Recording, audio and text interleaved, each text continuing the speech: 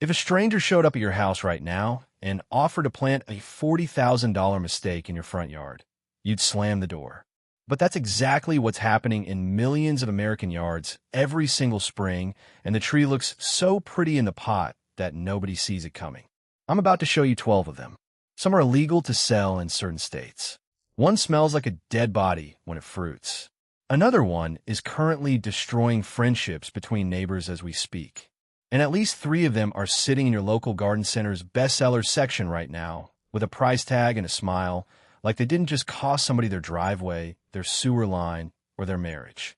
Stick around to the end, because number 9 is the one that gets the most angry comments every single time I bring it up, and number 6 is hiding in more backyards than any tree on this list. I'm not here to shame you if you've already got one of these growing in your yard. I've planted a few of them myself, back before I knew better. This isn't a call-out video. It's the video I wish someone had shown me 25 years ago, before I spent 2.5 decades ripping these exact trees back out of the ground for clients who call me in a panic. Because here's the thing nobody tells you at the nursery: a tree isn't a weekend project. It's not like a flat of petunias you can rip out if you don't like the color. A tree is a 20, 30, 50-year commitment. It's going to be there for your kids' graduation photos, your retirement party, maybe even your grandkids' wedding, or it's going to be the reason your foundation cracks, your sewer line backs up, or a limb comes through your roof during the next ice storm. There is no do-over button. So let's get into it. 12 trees, 25 years of hard lessons, and the alternatives I actually plant instead. Number 12. The Bradford pear, America's favorite landscaping regret. We have to start here, because if there's one tree that makes my eye twitch, it's this one. Pyrus Calliana, Bradford. The Bradford pear. And look, I get it. I understand exactly why this tree conquered American front yards for 40 straight years. It's cheap. It grows fast. And for about 2 weeks every spring, it turns into an absolute snowstorm of white blossoms that makes every yard on the street look like a postcard. Homeowners see that, and they fall in love on the spot. But here's the part the nursery tag doesn't mention. That fast growth you're paying for comes with a catastrophic design flaw. Bradford pears grow their branches in these tight, narrow angles that all shoot up from nearly the same point on the trunk like a bundle of straws instead of a sturdy handshake. It looks full and lush for the first decade. Then the wood inside those branch unions never actually fuses together properly. It's structurally weak from the day it's planted. And it always seems to fail at the worst possible moment, usually right around year 15, which is exactly when you've stopped thinking of it as the new tree and started thinking of it as our tree. The one in every photo, the one the kids climbed. Then one afternoon, a summer thunderstorm rolls through, or an ice storm hits in January, and half the canopy is suddenly lying across your driveway, your fence, or your roof. And the wood failure isn't even the worst part anymore. Bradford pears cross-pollinate with other ornamental pear cultivars and produce thousands of viable seeds that birds spread into every ditch, fence line, and abandoned lot for miles. What started as one pretty tree in a front yard has become one of the most aggressive invasive species in the eastern United States. It's gotten so bad that Ohio has banned the sale of Bradford pears outright, and South Carolina and Pennsylvania are phasing them out too. Oh, and those gorgeous spring blossoms everyone loves? Get up close. They smell like rotting fish. Nobody mentions that part in the marketing.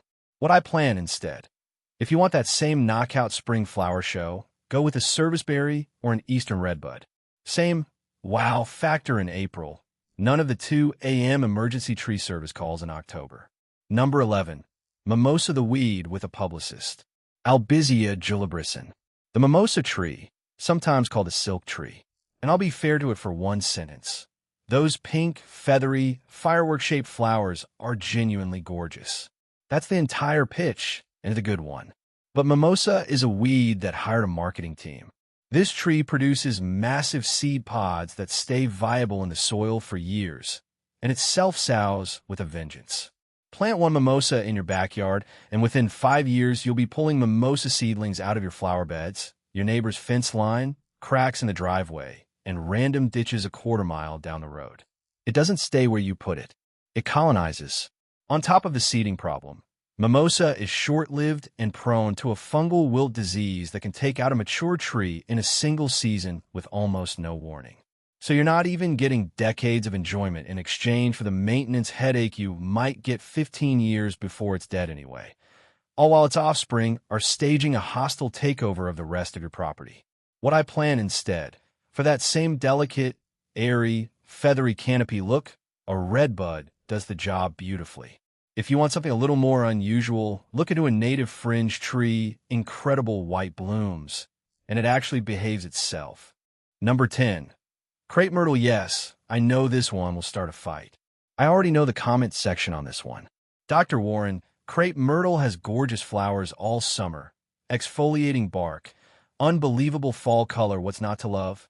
Let me explain, because there are actually 4 separate problems stacked on top of each other here. And none of them are about the tree's genetics, they're about how we've collectively decided to use it. Problem 1. Massive overuse.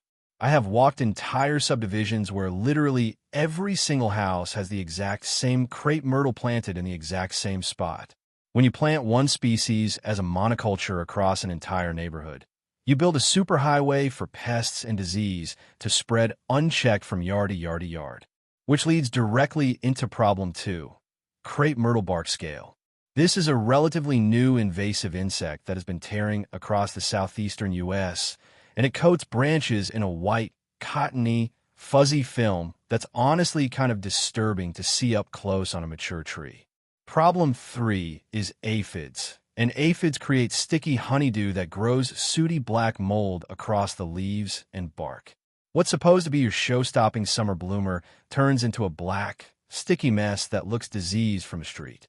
And once that scale aphid mold cycle takes hold, you're not looking at a one-time treatment, you're looking at a multi-year battle to bring the tree back to health. And then problem 4, the one that drives me the craziest because it's completely preventable. People buy the wrong cultivar for the wrong spot. Somebody falls in love with a Natchez crepe myrtle, a variety that tops out around 30 feet tall, and then plants it directly under a roof line or 3 feet from a sidewalk.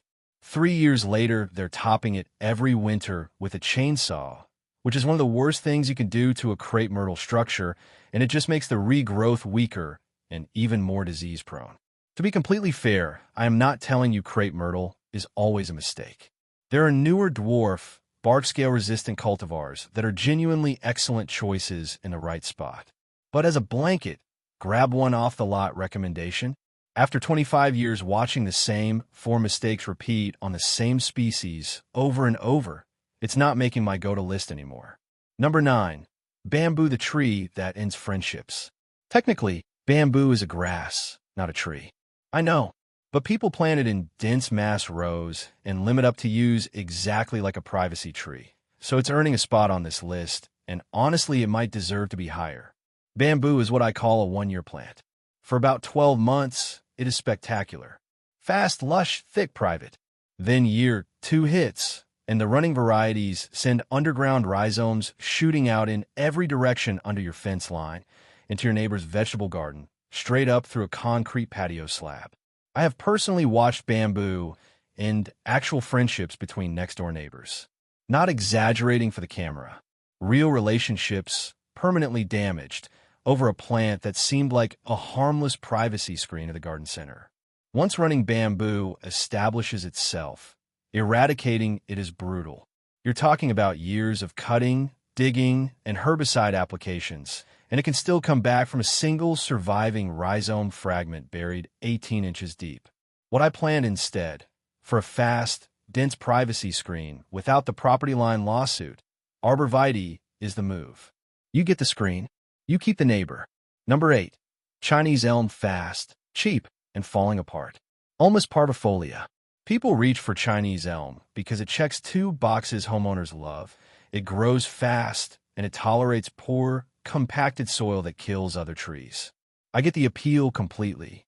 But by now you're probably starting to notice the pattern in this video. Fast growth almost always means weak wood, and Chinese elm is no exception to that rule.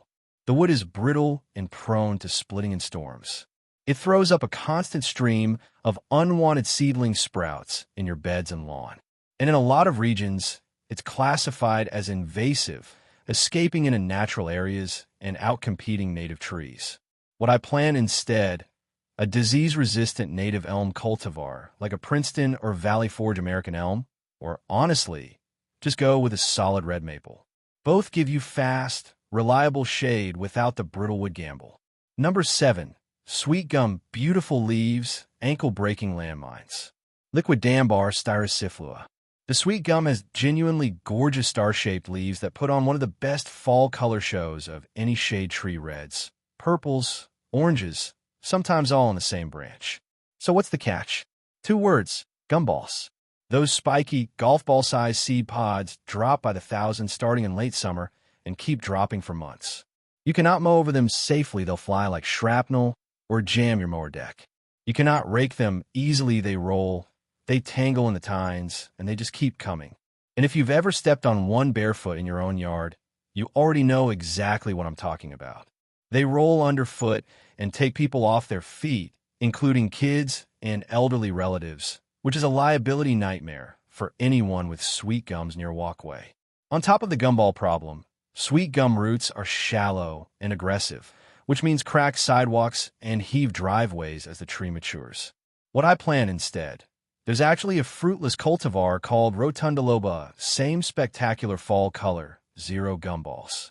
Or if you want a totally different tree with a similar color payoff, a sugar maple gives you nearly identical yellow to orange fall foliage with none of the ankle breaker seed drop. Number 6. Sycamore, gorgeous in a park, a part-time job in your yard. Platanus occidentalis. I want to be upfront. Sycamore is one of the most visually striking shade trees in North America.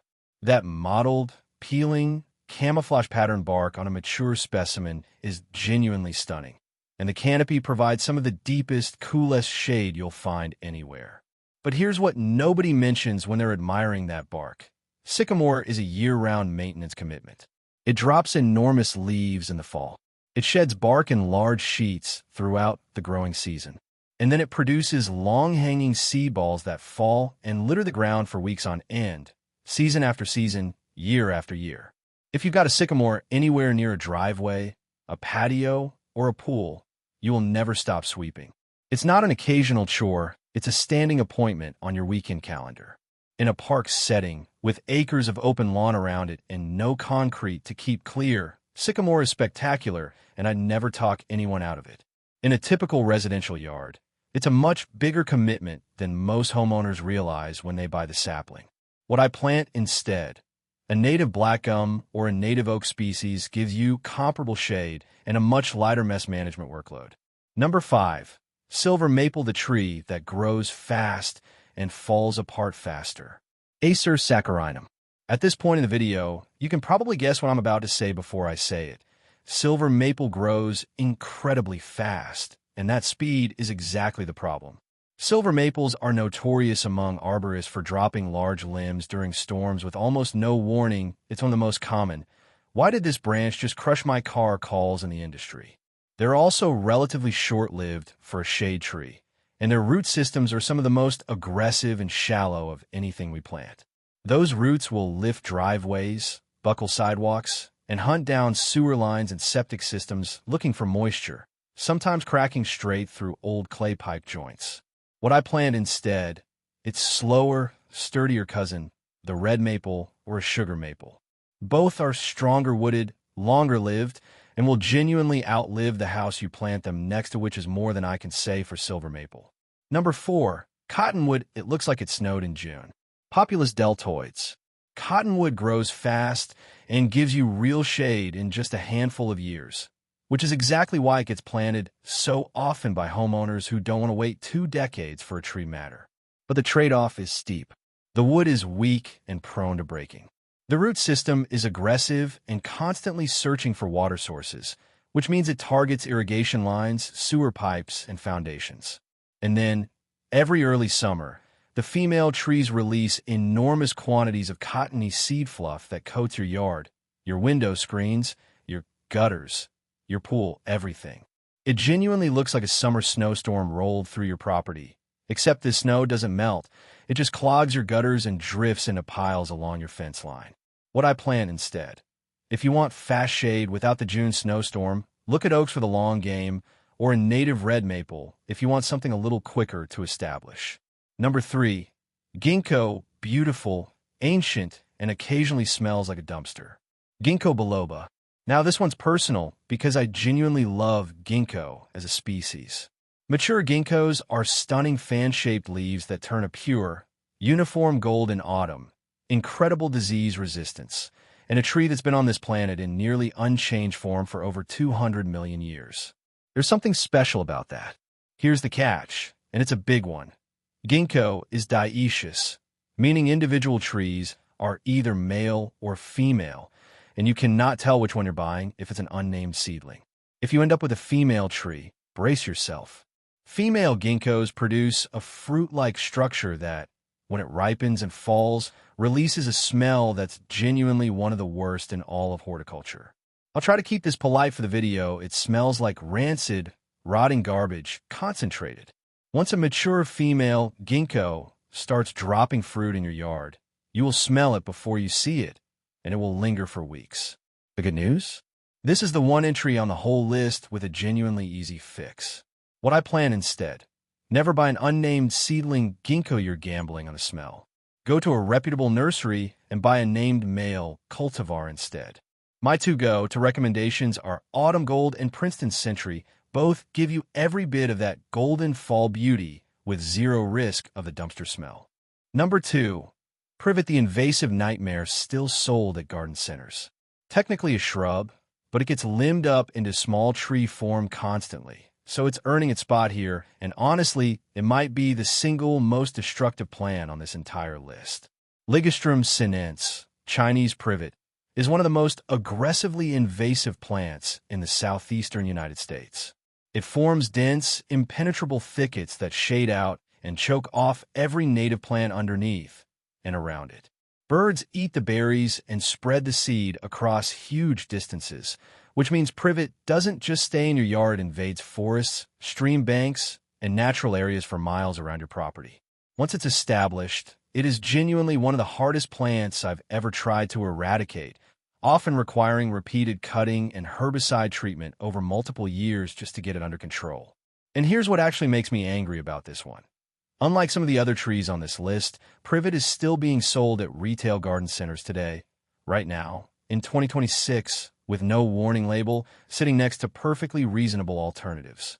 What I plan instead: a native holly, oakleaf holly, or Nelliar. Stevens holly are both excellent, gives you the same dense, evergreen screening effect without turning your property into an invasive species launchpad. Number 1. Weeping willow, romantic in theory, a disaster in practice. And we're closing out the list with the tree everybody thinks they want until they actually own one. The weeping willow, Salix babylonica. I understand the fantasy completely. There's something about a weeping willow by a pond that feels like it belongs in a painting, that graceful, cascading, romantic silhouette. Everybody who's ever seen one in a park daydreams about having one in their own yard. Here's what that daydream doesn't include. Weeping willow roots are shallow, ferociously aggressive, and they will travel remarkable distances hunting for moisture straight into septic tanks, drain field lines, water service lines, and buried irrigation pipe. I have personally been called out to properties where a willow's root system had completely infiltrated and destroyed a septic drain field, and that is not a cheap repair. On top of the root damage, the wood is weak and drops branches constantly, even without storm activity. The tree is short-lived for its size, and it is one of the messiest trees you can plant in terms of constant litter beneath the canopy. What I plan instead: if you've genuinely got a wet, low-lying spot and you want that same graceful, water-loving look, plant a river birch or a bald cypress instead. Both thrive with wet feet. Both are remarkably tough once established, and while they can still have moderately aggressive roots, neither comes close to the septic system carnage a mature weeping willow can cause. The takeaway: so there is 12 trees, 25 years of hard-earned lessons, and every single one of them learned the expensive way, usually on someone else's property, sometimes on my own. Here's the pattern, in case you didn't catch it running through every single entry on this list. Fast growth and weak would almost always travel together. Aggressive, shallow, Water-hunting roots almost always mean trouble for anything buried nearby pipes, foundations, septic systems, sidewalks. And popularity at the garden center has absolutely nothing to do with whether a tree is actually a good long-term decision for your property. A tree is one of the longest-term investments you will ever make in your landscape. It's going to outlast your car, probably outlast your roof, and in some cases outlast you. So before you fall for something because it was cheap, fast-growing, or covered in flowers at the nursery this weekend, ask yourself the only question that actually matters. What is this tree going to be doing to my property in 20 years? In 30? Drop a comment and tell me which of these you're currently growing. No judgment. I promise, I've made a few of these mistakes myself over the years. And let me know your USDA zone and state while you're at it, because half of this list behaves completely differently depending on where you're planting it.